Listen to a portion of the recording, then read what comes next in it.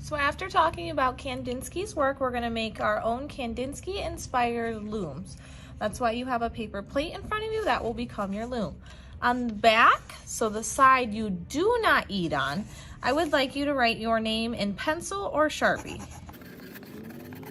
We are painting on the side you eat on, so don't do anything on this side quite yet.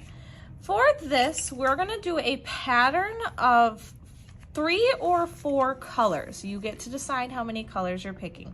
We're using acrylic paints for this, so these paints don't like water, so make sure when you clean your brush, it's nice and dry. First, you're going to start with your main color. I'm going to pick purple as my starting color. Using my paintbrush on its tippy toes, in the middle of my plate, I'm just going to paint a circle. Notice how I'm not smearing my brush and giving it a bad hair day. Now I'm going to switch to my second color. Since my paintbrush is loaded up with purple, I'm going to do swirls on the bottom of my water cup to clean it. And then I'm going to dry it on the paper towel. Next, I'm going to pick my second color. For the second color, I'm going to do green. And I'm going to do another circle around the circle that I just painted. I'm going to try to fill in so that there's no gaps in between the 2 colors. Cleaning off my brush, getting ready for my third color, and drying it off. Third color goes right around the second color, trying to not have any gaps.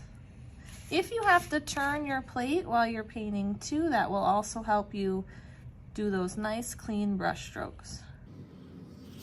Perfect. Clean off my brush. I'm only doing 3 colors on mine. You can do no more than 4. So no more than 4 colors. So I'm going back to my first color, which is purple, and I am repeating the pattern.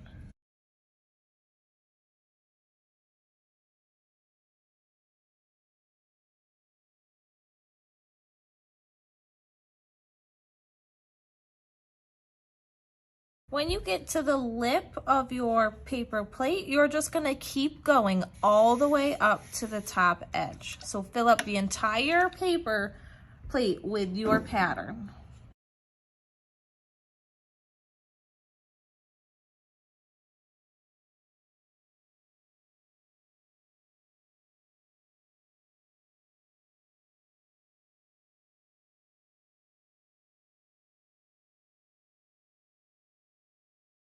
So when you're all done, we're going to do one final step. We're going to use our neutral colors to add small dots and lines.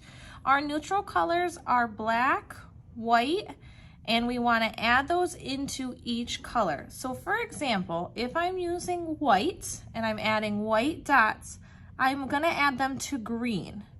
So anywhere you see green, you're going to do the same thing with your pattern. So I'm doing dots on green.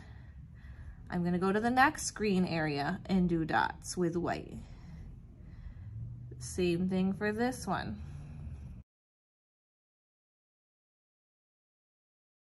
Perfect, so my white is done, so now I'm going to switch to black. I'm going to do black, and I think I'll do small little lines on purple. So I've got my purple, and I think I'll do some dash marks. So I'm only going to do the black on top of purple. Moving to the next purple area. And then for the last one, I'm going to pick one of the metallics. So I already have the metallic gold on here, so I think I'm going to add silver for the next section. So I think I'm going to do dots, but more spread out on top of gold. So it's metallic on metallic and then the neutrals.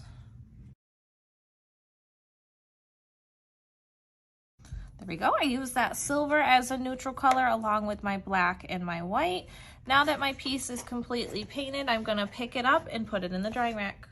So next we want to turn our painting into a loom, and a loom is something we weave on. On your table, you should see a loom guide. This is going to show you exactly where you need to make the correct marks. I like to put this plate right inside of my plate. I'm holding with my helper hand, using Sharpie. Right where these notches are, you're going to make one line. So I see the notch here. I'm going to make a line on the lip of my plate. I see another notch, I'm making a line. Another notch, I'm making a line. All the way around. You can notice how I'm turning my plate as I go, just making those lines all the way around. Perfect, so I have all my lines. Next, what I'm going to do is I'm going to take my scissors and I'm going to cut those lines. You are not cutting past the top edge of your plate. So where it slopes down, do not cut there, only the top. I'll show you close right here. So you're going to cut and stop. Cut, stop when you get to that edge, all the way around. Next, we want to add our string to our loom, so you will have a roll of yarn with you at your table. Do not cut your yarn yet. On the end of your yarn, we're going to want to tie a knot. The way you tie a knot is you cross your yarn to make an X and a donut. See how I have my donut here, or a circle, and I made an X right here, almost like it says XO. You're going to take your short string, flip it underneath your donut, and come through the donut hole. See how it makes a little loopy knot? It's almost like tying your shoe. Then pull both strings from both ends to get a small knot, just like this. Then what we're gonna wanna do is take your knot and put it behind any cut. I'm gonna pick this one, and I'm gonna put my knot behind the cut. So my string is in front. Now my string can't go anywhere because the knot is hitting the plate.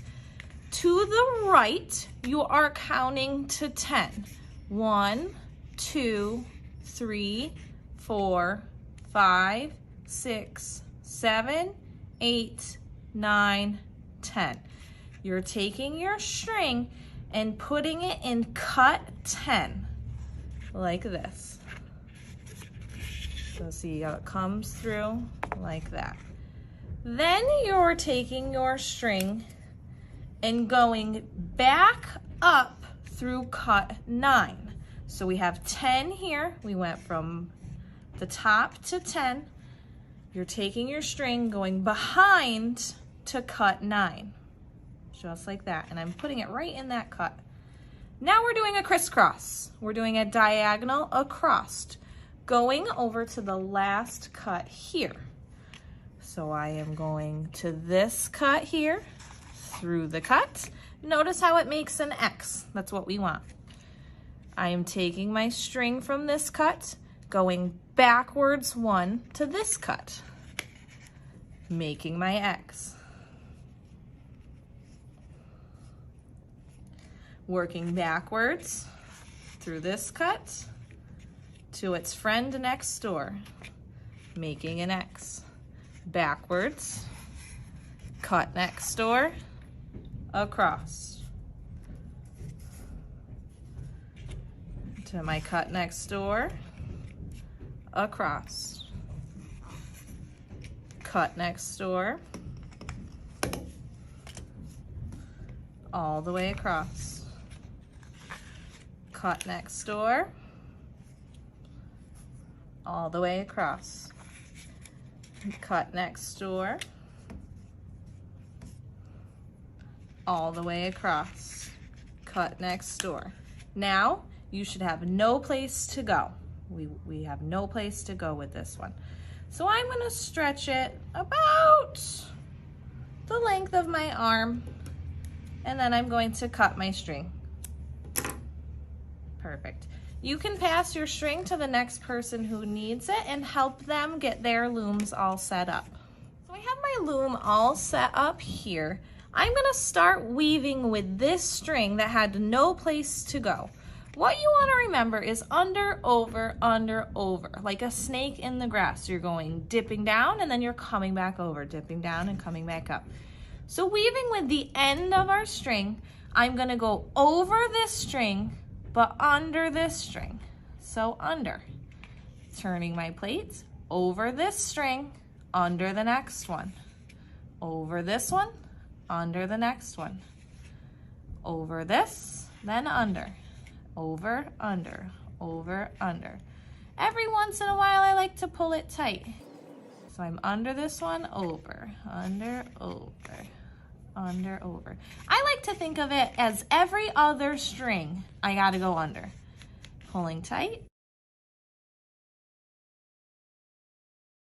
under, pulling tight. It's gonna look kind of jumbled in the middle while you start. You can also too see that instead of moving my hands around the loom, I am just turning the loom, almost like a steering wheel. And I'm gonna keep going until I run out of string. You'll start to see too in the middle of my loom, I'm really starting to get that wovenness in the middle. I'm out of string, so I need to add more. When we're getting string out of the yarn box, we wanna make sure that we're measuring to the length of our arms. So taking the string out, holding in one hand, stretching to your other hand. Where you're holding the string is where you're going to cut. So just a little snip. What I don't want is for you to pull out of the yarn box and cut so close to the box that the string gets sucked back inside the box. We don't want that. So make sure the string is always dangling out of the yarn box. Now that I've got my new piece of string, we have to tie it to the old piece of string. So I have my little old piece of string here. Taking my new string, I'm gonna make an X. We got X marks the spot right here. Take one of the points of the X, put it underneath it, and bring it back up to the top, just like this, a little loop. Now take those ears again, those top points, make another X. See, I have an X there, crisscross. Doing the same thing, taking one of the points through the middle hole, back up to the top, and pull it tight. You just made a double knot. It's a little bit different than tying your shoes. Then what you're going to do is trim the short ends of your string, leaving the one big long new string. Now you're just gonna continue weaving like we were before. I'm right here going under, so next I'm gonna go over and then under and continue until you run out of string again. Don't forget every once in a while to pull that string tight, otherwise you're gonna lose or get lost with your weaving. So I like to go maybe 4 or 5 unders and then I pull it tight. Something I also do when I'm weaving is I take my string and I fold it. I make a little loop and then I weave with that loop. So I know I'm under here, so I'm going over next and then under. Turning my plate as I go.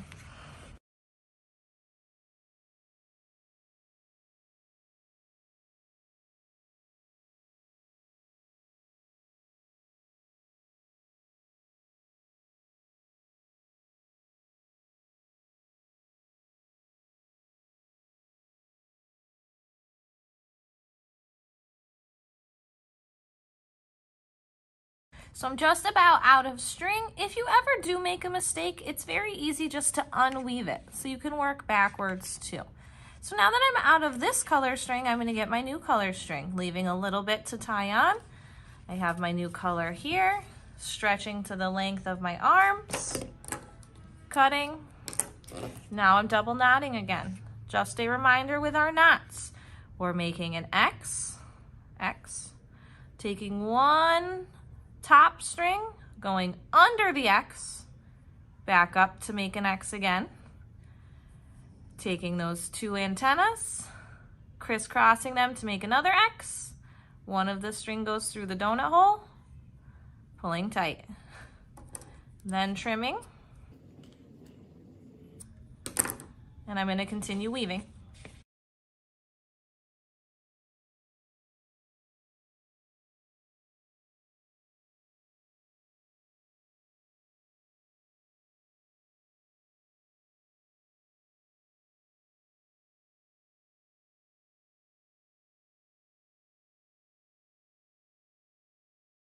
I would like you to continue weaving until your whole plate is filled all the way to the edge of your strings.